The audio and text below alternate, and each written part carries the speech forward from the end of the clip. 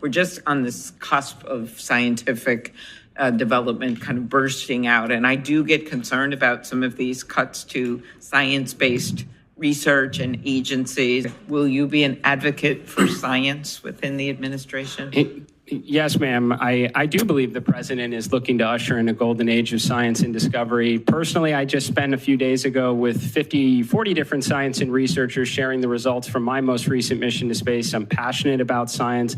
I'd love nothing more than to continue to see NASA go out and try and unlock the secrets of the universe. But how is that science going to be funded with the latest White House budget proposal for some major cuts for science funding at NASA? Now, this clip is from Jared Isaacman's confirmation hearing. He has still not been confirmed as head of NASA, but that will likely happen in a few weeks. And he is President Donald Trump's pick to run NASA. But Jared was grilled pretty hard for nearly 3 hours. And thanks to Latest in Space for condensing some of these details from that 3-hour hearing, here are some highlights. Jared thinks NASA can target Mars and the moon simultaneously with the current budget. He was also asked about Elon Musk recently claiming that they should deorbit the ISS before 2030, which Jared disagrees on. He said we need to make the most use of it while we have it. He wants NASA to become financially self-sustaining, says nuclear propulsion should be a priority, and plans to recruit the smartest American minds for NASA. He also wants to explore more deep space probes, rovers, and telescopes. But just a few days later, we got some pretty unsettling news that might really make an impact. For example, the Nancy Grace Roman Space Telescope that's scheduled for launch later this decade and that will observe planets and galaxies will probably be canceled with these latest cuts. Now, I want to make clear the cuts are not set in stone yet. Also, it's important to note that neither Jared Isaacman or Elon Musk have anything to do with the cuts. It was interesting too because Eric Berger posted his article about these proposed cuts saying, if you care about science at NASA, this royally sucks. And Elon, who we see with Trump all the time and who is very close to Trump, said, troubling, I am very much in favor of science, but unfortunately cannot participate in NASA budget discussions due to SpaceX being a major contractor to NASA. So this was interesting to me that he would sort of say publicly that he's against these cuts as well, but it sounds like there's not much he can do about it. So let's get into the details of what the cuts entail. So this is all part of the Trump administration's process to develop a budget for fiscal year 2026. And these details were found in the draft version of the budget request for NASA. So this initial version would call for approximately 20% of an overall cut to the agency's budget across the board, effectively $5 billion from an overall top line of about $25 billion. But as Eric Berger with Ars Technica reports, the majority of those cuts are concentrated within the agency's Science Mission Directorate. So, planetary science, earth science, astrophysics research, and more will be the most impacted. And so this draft would not only cut about 20% from the agency's overall spending, but it would reduce spending for NASA's science programs by nearly 50%. And this is all outlined in a document known as a passback, which is not publicly released but is sent to agencies like NASA to allow them to make final appeals before the formal rollout of the budget proposal. So to put it in perspective, NASA received $7.5 billion for science in fiscal year 2025, and the Trump administration has now proposed a science top-line budget of just $3.9 billion for the coming fiscal year.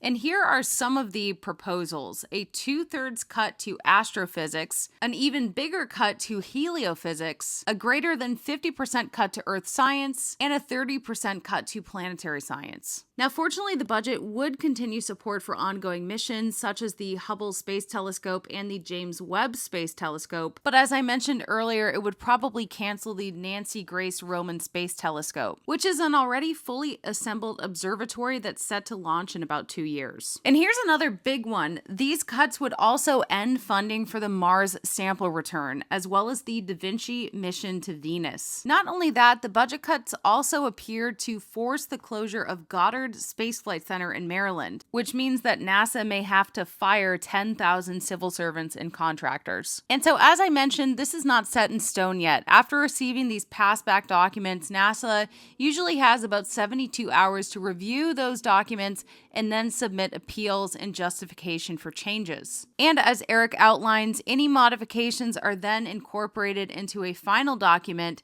that becomes the president's budget request for the next fiscal year. So we may not have this as a public document yet for another 4 to 6 weeks. But reports state that Congress will likely fight back. U.S. Representative George Whitesides was interviewed about this, saying, quote, "This massive cut to NASA science will not stand. For weeks we have been raising the alarm about a rumored 50% cut to NASA's world-leading science efforts.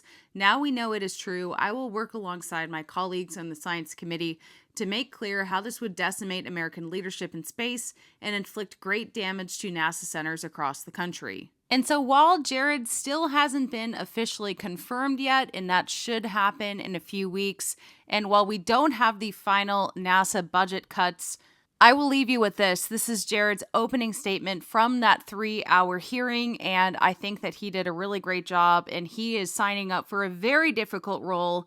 I hope that he gets it because I can't think of anyone better to lead NASA in the right direction. But here is his statement because I think he says some really interesting things. I'm honored and very grateful to be here before you today as President Donald Trump's nominee to lead the National Aeronautic and Space Administration. I have lived the American dream, and I owe this nation a great debt. I would happily serve President Trump in any capacity, but to work alongside the people that have expanded the boundaries of exploration and brought humanity closer to the stars would be the privilege of a lifetime. Before I begin, I would like to acknowledge my crewmates, as you did earlier, Senator, along with my wife, Monica, and my 2 wonderful daughters that are sitting behind me, Mila and Liv. I do recognize I am a newcomer, so I thought I would share a bit about my story, along with my understanding of the challenges and the opportunities that lie ahead. I am an entrepreneur, and my journey began when I took a risk and left school at age 16 to build a company in my parents' basement. Despite my unconventional start, I found success very early in life and led my company into a multi-billion-dollar enterprise that employs thousands. I'm a pilot with an aeronautics degree. Over the last 20 years, I've flown over 7,000 hours in jets and ex-military aircraft, setting world records and performing in air shows. My passion for aviation also led me to start another company, this time a defense aerospace business. As a company, we operated the world's largest private air force. Our job was to fly fighter jets as adversaries, executing enemy tactics and training American warfighters. We managed hundreds of millions in defense contracts and saved taxpayers billions along the way. I'm also an astronaut. Alongside a talented team, I led 2 record-breaking missions to space. On my last mission, we tested a new spacesuit while performing a spacewalk and orbited farther away from Earth than any human has gone since the last time Americans walked on the moon. Along the way, my 2 crewmates, Sarah Gillis and Anna Menon, became the women who've journeyed farthest from Earth ever. I'm an advocate for science. During these missions to space, my crew and I performed approximately 50 science and research experiments. I've also publicly supported the Chandra X-ray Observatory and offered to fund a mission to extend the life and capabilities of the Hubble Space Telescope. I care about the people back at home and our collective future here on Earth. My space career did not burden the taxpayers. They were privately funded and aimed at inspiring and helping people all over the world. One example is the over $250 million we raised to support St. Jude Children's Research Hospital and their critical work to ensure no child dies in the dawn of life. Alongside these efforts, I personally donated hundreds of millions of dollars to charitable endeavors. I share all of this because I am not a typical nominee for this position. I've been relatively apolitical. I am not a scientist. I never worked at NASA. I do not think these are weaknesses. In fact, I believe President Trump found them to be strengths. And if confirmed, I will bring all my experience to the greatest adventure in human history, the quest to discover the secrets of the universe. On that note, NASA is the most accomplished and respected space agency in the world, but for all NASA's historic achievements, the agency is not without challenges. Presidents have called for a return to the moon and a path to Mars since 1989, and well over $100 billion has been spent without the intended results. Most programs, new telescopes, rovers, X-planes, entire spaceships, are over budget and behind schedule. And this is discouraging because when people look up at the stars and wonder what is out there, they want those answers today and not decades down the road. And I know it is not lost on members of this committee that we have geopolitical rivals moving at impressive speeds. It's imperative for our national security, our pride, and all that we stand to gain in exploration that we never come in second place. If confirmed, and with the support and guidance of President Trump and members of Congress, we will reinvigorate a mission-first culture at NASA with the following objectives. First, American astronauts will lead the way in the ultimate high ground of space. As the President stated, we will prioritize sending American astronauts to Mars, and along the way, we will inevitably have the capabilities to return to the moon and determine the scientific, economic, and national security benefits for maintaining a presence on the lunar surface. We will focus our technology development efforts on the world's greatest engineering challenges, such as the practical application of nuclear propulsion, so we can truly unlock humankind's ability to explore among the stars. Second, we will ignite a thriving space economy in low Earth orbit. By working alongside international partners and industry, we can unlock the true economic potential of space and deliver meaningful benefits to the American people, potentially even charting a course for NASA to become a financially self-sustaining agency. Number three, NASA will be a force multiplier for science. We will leverage NASA's scientific talent and capabilities to enable academic institutions and industry to increase the rate of world-changing discoveries. We will launch more telescopes, more probes, more rovers, and endeavor to better understand our planet and the universe beyond. If confirmed, I will work alongside and recruit the most talented minds this nation has to offer, and we will concentrate our resources towards achieving the near impossible, the objectives that no other agency, company, or institution is capable of accomplishing. We will do so, knowing the risks and the groundbreaking opportunities that lie ahead, because some risks, like exploring the worlds beyond ours, are worth taking. We will do this not just to expand our knowledge or strengthen our national security, but to improve all life here on Earth and inspire the next generation to reach even further. This is why America needs NASA, why the world needs NASA, because there is no more important investment than inspiring our children to build a better and more exciting future.